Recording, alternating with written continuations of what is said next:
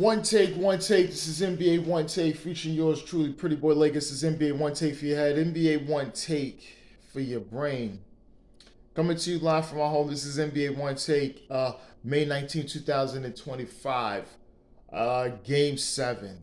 Game 7 of the Western Conference semifinals between the Oklahoma City Thunder and the Denver Nuggets.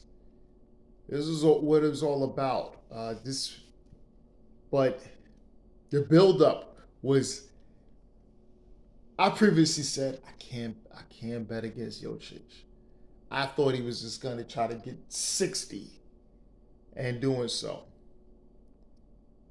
Oklahoma City Thunder had different plans. They had different plans, and they was all over Nikola Jokic, especially at points. They had Alex Caruso defending him. And remember one thing I said, why don't they have someone have the guards pressure Jokic when he's looking to dribble and do certain things? And that's what they were doing. Oh, they're saying he was getting, oh, you know what? Alex Caruso was all on him. He was in there in his space when he's trying to dribble, trying to make a little dribble pass and things like that. Caruso was all on him, forcing turnovers, making a pass to the wrong person. At times when he's up high trying to do certain things. Because I remember what Tim Duncan used to do, that one dribble up the court, and I forgot if he was playing the Lakers or someone, or I think it was the Timberwolves in the playoffs. And it was like, I think it was either Troy Hudson or somebody said, what the hell is he doing? He's out here playing around, making plays. And I think Popovich got pissed that he did that. Because sometimes you don't let him do that. But when he got the ball stolen from him, Popovich was pissed.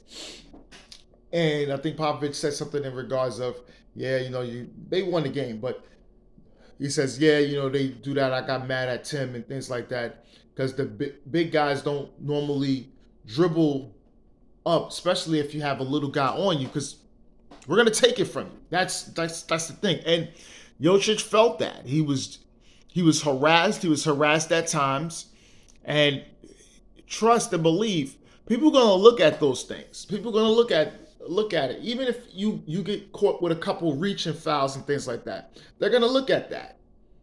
They're gonna truly look at that, because a lot of times what's been happening is the big guys is out front with Jokic out there, so they won't pressure him. They just put their hand out, let him either back down and things like that. But he still had the vision, because it's like almost like Magic Johnson. All right, you're not pressuring on, a hand, right? See, what can you do? Can you do one move? Can you do two moves? Can you do two moves off the dribble? Can you continue to dribble with your left hand, your non-shooting hand? Can you dribble? Can you make plays with that?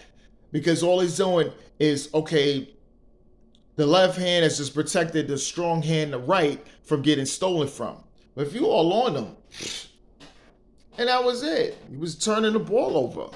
He finished with 20 and 9. Christian Braun had a good game, 19, and Jamal Murray struggled. He had 13. Russell Westbrook finished with 6, and I'm not even, Aaron Gordon was hurt, and then Michael Porter Jr. possibly be on his way out. And they got smashed. I even forgot to tell you, they got smashed. OKC Thunder smashed them, 125-93. They smashed them. This was a thrubbing. 125-93. They smashed them. Beat their ass. Aaron Gordon, he gutted it out. Thought he wasn't going to play. He tried. He played good in the first quarter. After that, no. OKC Thunder ran down their damn throat. We gonna run. We gonna continue to run. You tired.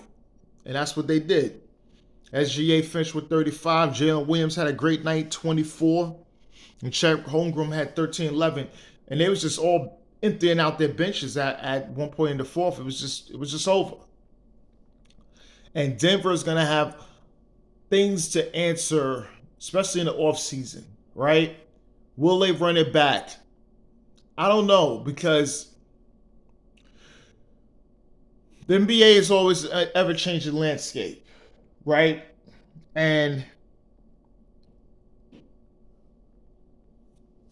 Conley is a little different. Is it Conley? No, it's actually not Conley. But because he was Minnesota, they're different than other franchises, right? They got rid of Calvin Booth. They got rid of Mike Malone. That's just crazy. David Allenman been coaching, but then at times people are just saying Nikola Jokic is coaching with the optics. That's just far from the truth. They didn't make an agreement with him. He's still in there in the interim. So that is a big debate on what they're going to do going forward. Uh, I don't know about Jamal Murray. He could possibly be on the way out. Michael Porter Jr. most likely on the way out. I think they want to keep Christian Brown. He's going to possibly be up for a contract extension. And Russell Westbrook, what's his status? I mean, he liked playing with them. I know he liked playing for Mike Malone. So you get someone else coming in there, that's going to be a little different. And I don't know if they feel that David Adelman is their guy. Because what they don't want to be is in a position where, okay, they got that title and now they're second round and out. Or possibly be first round and out, depending on how things go next season. And then next thing you know, you're the Milwaukee Bucks. Right? Because that's the whole thing with Giannis right now. Since winning the title, he hasn't gone back to a conference finals. He's been first round, second round, and out. And do you want to put Nikola Jokic in that situation? Or you want to really build to get someone in there? And speaking of Giannis, I don't know. Denver Nuggets, do they got pieces to acquire Giannis? Would Giannis want to go there? There's a lot of questions. Giannis and Jokic on the same team. But Denver's going to have to do something. Coaching, if you get a new coach in there, then you keep the core pieces and figure it out. See how that translates. If you're keeping David Adelman in, I think you should make some roster moves and bring another player in. That's how I feel. Make some roster moves, bring some other players in. Because this is going to be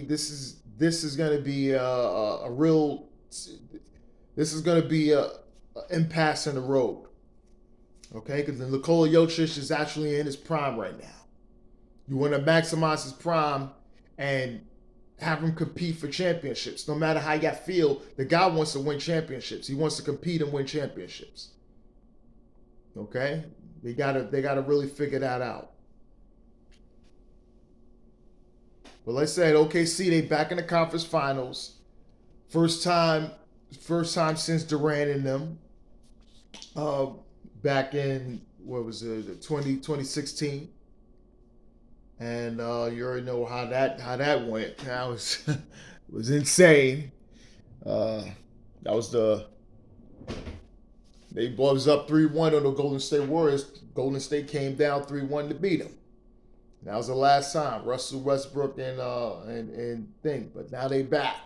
And they're gonna go up against the Minnesota Timberwolves.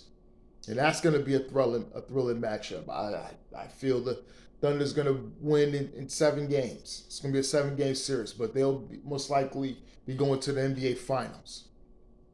That's how I feel. The way they playing right now. It's one thing when you're just tested in a heat of battle, right? And I don't know if the Timberwolves has been really tested.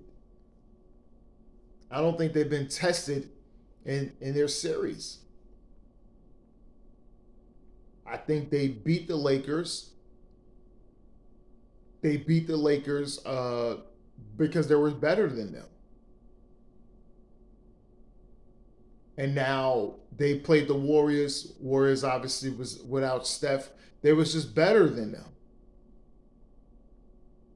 Now they have a real test, a battle tested team that win a thrilling 7 game series thing. The difference between what happened last year, Minnesota going 7 games with it's a little different. You guys ran out of gas because you went up 2-0 and then y'all dropped three that y'all needed, won game 6 and then had to go in the game 7 where both teams were tired, but y'all grinded out to get the win. This is totally different. OKC is not. This is going to be a really thrilling matchup. But this is NBA One Takes Pretty Boy Laker, and I'm out.